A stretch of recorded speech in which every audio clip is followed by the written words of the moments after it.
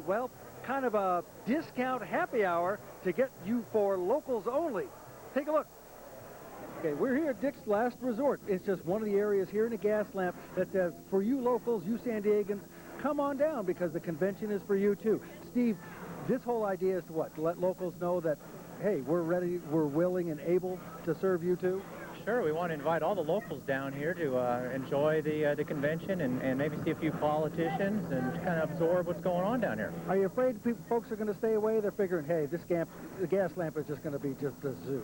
Yeah, we fear that, and we've got plenty of parking if you know where to go, and Ace parking lot has quite a few spots open, and it's a lot of fun. There's going to be a lot of people wandering the streets. And so come on down and enjoy it. And everything. And appetizers are plenty. We got a lot of appetizers and drink specials and things going on down here, so we invite everybody down. Great. Being a delegate is a lot like going to camp. You do almost everything together, including meals. Every morning starts with a delegation breakfast, where rookies like Taylor soak up the accumulated knowledge of old-timers like Marion County Republican Chairman John Sweezy and former state chairman Gordon Durnell. And in between the scrambled eggs and the sausage come the candidates, hoping to fire everybody up for the fall campaign. Then everybody files outside to wait for the buses to take them downtown. Taylor has been looking forward to this for a long time, and at this point, she's really excited. If you can go to one of your national conventions, it's such an honor, and it's going to be really neat to see. And I've said, jokingly, they could have put Mickey Mouse in front of me, and I would have been very fired up. And if they're not psyched up by now, they soon will be.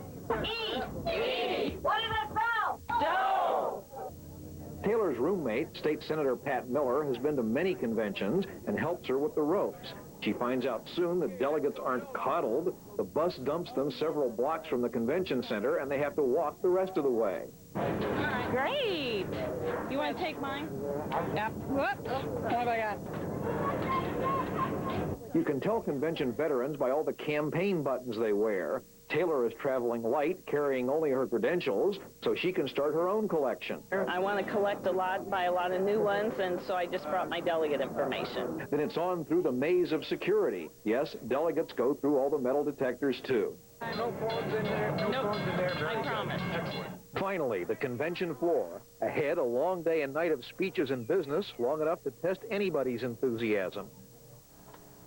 Start out tonight in front of Planet Hollywood. The crowd is lining up for the Young Republicans. Little party going on in there tonight, sponsored in part by NASDAQ and Rock the Vote. Do you know Rock the Vote is a nonprofit organization motivating young voters? Started about 1990. Rock the Vote uses the music industry to kind of motivate people to get out and vote. They've also got a website along with net sites, and they've registered over 20,000 people since 1990 when they started. And tonight, this party is happening for them. Hollywood, we come down the street a few blocks. We're here at the Wyndham Emerald Plaza Hotel. We're going in tonight. Nancy Reagan, the former First Lady, is having a party. We're going to go in and, yes, ma'am. Very tight security. Press is not allowed in right at this moment. Oh, come on. I'm the man about town. KUSI, Channel 9. Yeah. Congratulations. I'm Lori Glick, and I am the host. We're not going to soften her up. Let's go to another party.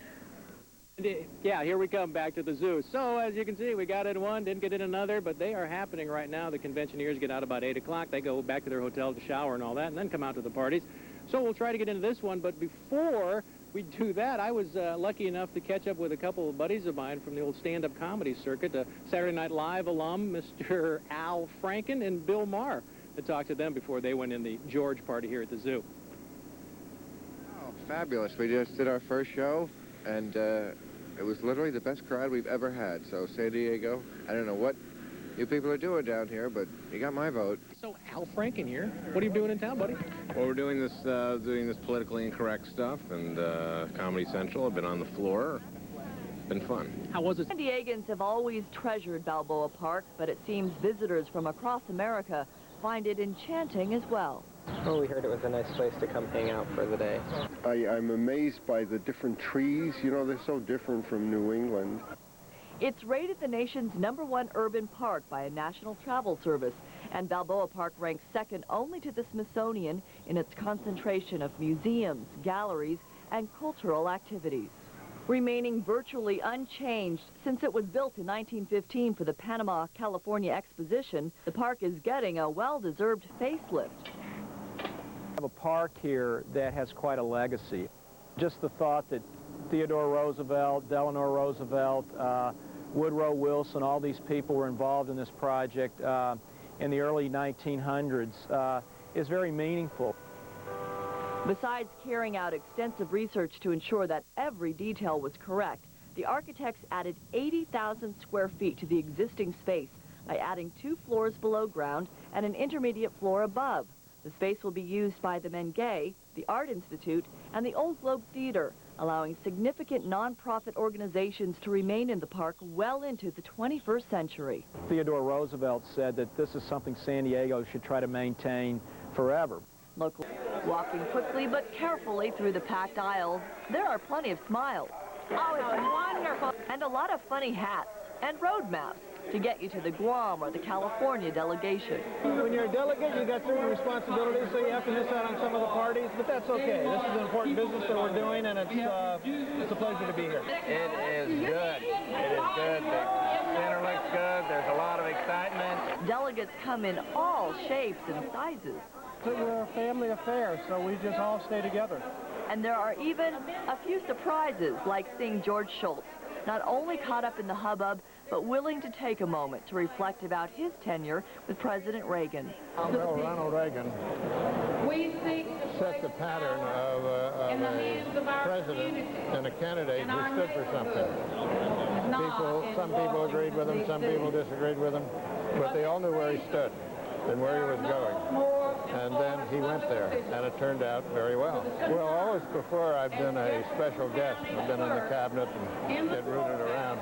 And now I'm here on the floor, and I'm mingling around with everybody, and I'm enjoying it. No matter what political party you are, you really can't help but be amazed at the transformation of the convention center and the energy in here on the floor with the delegates, the media, and more media rubbing elbows and bumping shoulders from the floor and the skyboxes. Here's Dan Novak with more. Here it is, and this is a celebration for Bob Dole, who is now officially the Republican candidate for the presidency. Let's take a listen.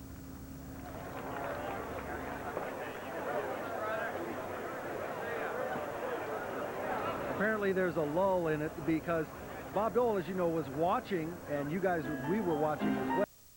He was watching the nomination process, and when Kansas finally put him over the top, because everyone else abstained so that Kansas could have the privilege, his home state, he certainly stood up. They cut to a live camera. He and the vice presidential nominee, Jack Kemp, stood up, congratulated one another. Now, this is a huge gala, and access is really restricted tonight because, well, let's face it, only really the party faithful are getting in there tonight, but we're showing it to you live because we got inside as well. We're going to show you a little bit more of that later on. We've got some stuff also to show you that we found out today here at the Convention Center site. We've got some interesting aspects here.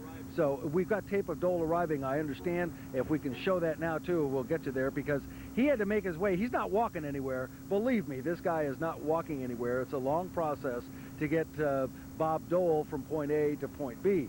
And here he goes. He's accompanied by the Secret Service, as always, rushing into the Embarcadero Park South. They closed. You're in Kansas City, right? Wrong.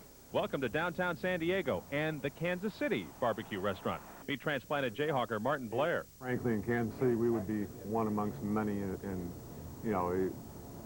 but out here, it's our niche. And it's been his mission for the last 15 years to educate Southern Californians what those of us in the Midwest take for granted. His meat cooks over an open flame, burning oak and avocado wood. Can't get hickory out here. Okay, the real test of any rib place, whether it's in Kansas City, San Diego, wherever, the ribs. And we have a beautiful plate of beef ribs in front of us here, and we're going to give these a try. At least visually, these look like they could stack up with anything in Kansas City. Ton of meat, very tender. Let's try it.